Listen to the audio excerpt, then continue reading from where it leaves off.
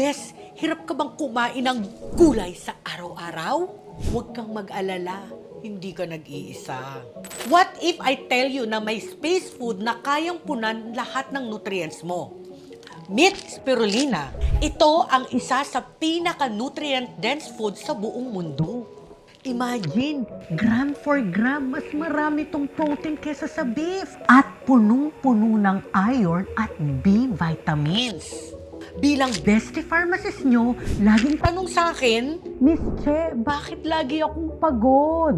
Baka kulang ka sa green power. Spirulina helps boost your energy level and supports your immune system para di ka madaling tablan ng sakit, bes. Kung ayaw mo ng lasang damo, don't worry. I personally recommend 8 Nourishes.